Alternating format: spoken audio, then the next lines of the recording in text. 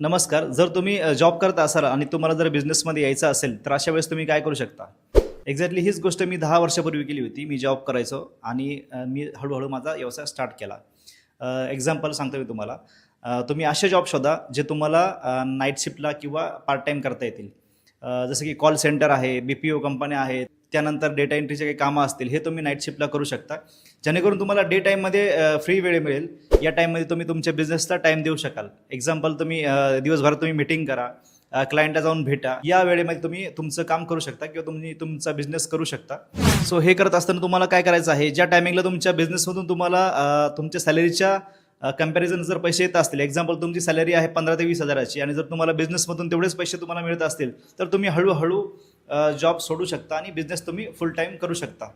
पण तुम्हाला जॉब सोडत असताना एवढं लक्षात ठेवायचं आहे, पुढचे 3 ते 4 महिने तुम्हाला पुरेल एवढे पैसे किंवा तुमचं भांडवल असलं पाहिजे, तरच तुम्ही नो रिस्कवरती जॉब सोडू शकता. धन्यवाद.